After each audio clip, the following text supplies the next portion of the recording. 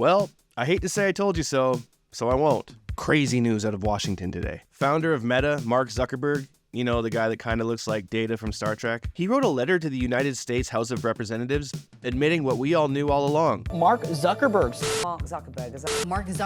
admits the company was pressured multiple times by the government to censor and moderate content. Not only was Facebook and Instagram censoring credible medical experts and even politicians who were speaking out against the mainline COVID-19 narrative, they were also suppressing the Hunter Biden laptop scandal during an election while being pressured by the Biden-Harris administration to do so. Moral of the story, you know all those people that you called white supremacists and tinfoil hat conspiracy theorists who were marching down the street every weekend protesting against lockdowns and mandatory vaccines? Yeah, it turns out that they were right. Zuckerberg wrote a letter to Jim Jordan, the chairman of the Committee on the Judiciary of the United States House of Representatives, on August 26th, and within the letter stated, in 2021, senior officials from the Biden administration, including the White House, repeatedly pressured our teams for months to censor certain COVID-19 content, including humor and satire, and expressed a lot of frustration with our teams when we didn't agree. Ultimately, it was our decision whether or not to take the content down, and we own our decisions,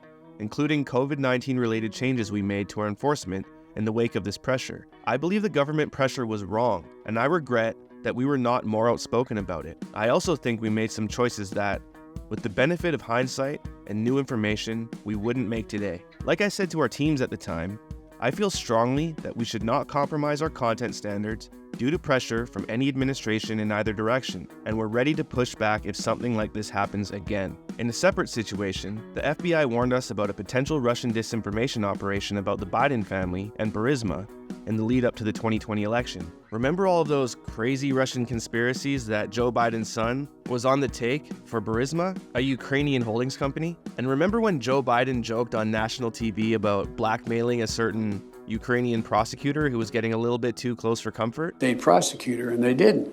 So they said they were walking out to press conference. Said, "No," I said, "I'm not going to, or we're not going to give you the $1 billion." They said, "You have no authority. You're not the president." The president said, I said, "Call him." I said, "I'm telling you, you're not getting the $1 billion." I said, "You're not getting the $1 billion. I'm going to be leaving here." And I think it was, 6 hours? I looked, I said, "I'm leaving in 6 hours. If the prosecutor's not fired, you're not getting the money." Well, son of a bitch. Got fired. And they put in place someone who was solid. That fall, when we saw a New York Post story reporting on corruption allegations involving then Democratic presidential nominee Joe Biden's family, we sent that story to fact checkers for review and temporarily demoted it while waiting for a reply. It's since been made clear that the reporting was not Russian disinformation, and in retrospect, we shouldn't have demoted the story. We've changed our policies and processes to make sure this doesn't happen again. For instance, we no longer temporarily demote things in the US while waiting for fact checkers. Oh, that's really nice of you. That's great. Thank you. Apart from content moderation, I want to address the contributions I made during the last presidential cycle to support electoral infrastructure. The idea here was to make sure local election jurisdictions across the country had the resources they needed to help people vote safely during a global pandemic. I made these contributions through the Chan-Zuckerberg Initiative. They were designed to be nonpartisan, spread across urban, rural, and suburban communities. Still, despite the analysis I've seen showing otherwise, I know that some people believe this work benefited one party over the other. My goal is to be neutral and to not play a role one way or another, or to even appear to be playing a role, so I don't plan on making a similar contribution this cycle. Respectfully, Mark Zuckerberg. Have you ever heard the saying that it's easier to lie to somebody than to convince them that they've been lied to? I wonder if a certain story about a presidential candidate's son who was soliciting prostitutes and smoking and also on the receiving end of what looks like bribes for access to a certain presidential candidate, I wonder if this information was made accessible by the general public, if it would have had any sort of impact on, let's say, an election. I guess we'll never know. If by chance you're at all curious about the contents of said laptop from said presidential candidate's son, well, the news organization @Marco on Twitter has published all of it. But let me warn you, it's highly explicit and not for the faint of heart, and definitely not something you can unsee once you've seen it, so tread lightly on that one. Now, I hope I don't have to tell you how big of a deal this is. I mean, I'm assuming if you're watching my channel, you already know. I'm not here to tell you whether the jab was a good or a bad thing, or whether lockdowns were a good or a bad thing. Or if all the Western countries simultaneously shutting down all the global economies, all the while printing as much money as they possibly could, while telling you that you couldn't go to work and you had to close your business, thus producing the greatest wealth transfer of the last 250 years?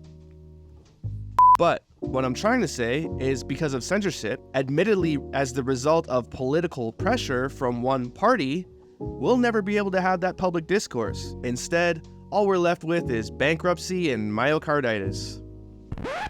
I find it really fascinating that Zuckerberg's making this statement right now, so close to a federal election. I think it means either one of two things. One, hanging out with Dana White and all of these based MMA guys is changing Zuck's politics a little bit. Or two, there's a whistleblower afoot at Meta, and they want to get ahead of the story as soon as they possibly can. Only time will tell, I guess. It's no secret that big tech is highly censorious, right? It's like a running joke at this point. I mean, even Twitter at the time literally removed the account of a sitting president of the United States, and no one batted an eye at it. Well, no one in the mainstream anyways. They've been gaslighting us for the past 5 years, saying, oh no, we're trying to make the internet safe. It's accessible for everybody. Free speech is free speech. We don't use censorship as a weapon against our political opponents. No way. We are open and tolerant and accepting, and we welcome a broad range of ideas. Unless, of course, you're a straight blue-collar male who loves the Lord and doesn't like government coercion. Well, no space for you.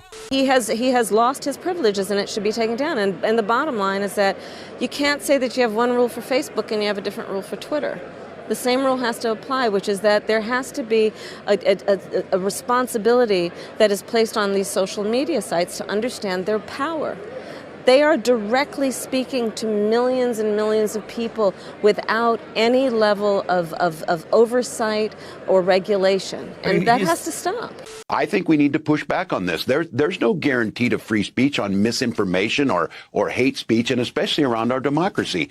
In fact, it's pretty obvious to anybody who's willing to look that freedom of speech is under attack across the entire world right now. Take a look at this tweet from the account End Wokeness. UK mass arrests citizens for memes. France arrests founder of Telegram. Ireland tries to ban mean memes. Brazil forces X to flee the country. Australia tries to censor X posts. EU tries to blackmail Elon Musk. DOJ jails someone for a meme. Maduro blocks all access to X.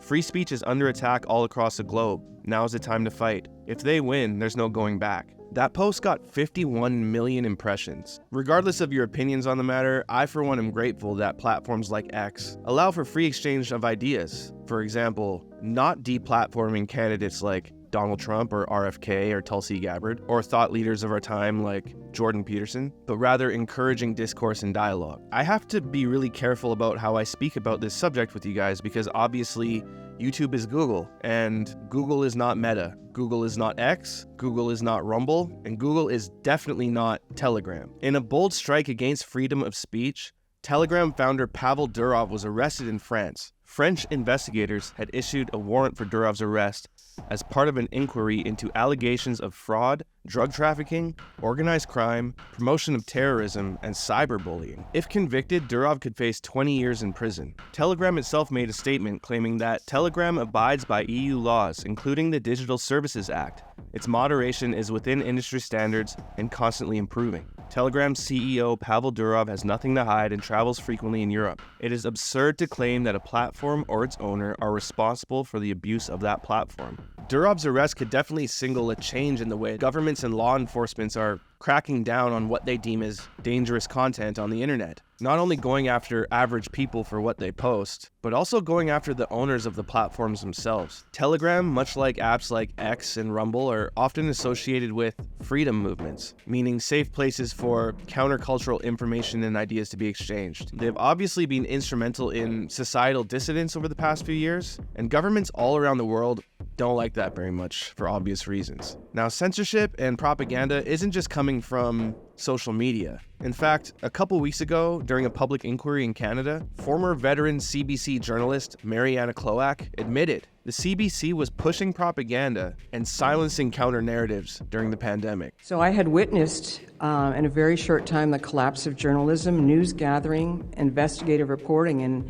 the way I saw it is that we were in fact pushing propaganda. Now, for my friends tuning in abroad, the CBC is Canada's Broadcasting Corporation, also known as government-funded media. The CBC likes to tell you that they're transparent and they're fair and they're non-biased. But in reality, when a news outlet is fully funded by the government, how unbiased could they possibly be? During the trucker convoy in Ottawa, we saw mainstream news outlets in Canada stereotyping protesters and supporters of the protest as dangerous criminals or white nationalists or Nazis even, when in reality, an overwhelming majority of these people, including myself, were frustrated with being othered by the government because we didn't want to take a jab. I and many others during that time had genuine concerns with the way the government was running the country. I still do. Doctors and lawyers and nurses were fired and censored. Independent journalists were banned from the internet, including from this platform. And if you didn't agree or fall in line, you were called every name in the book. Families were devastated.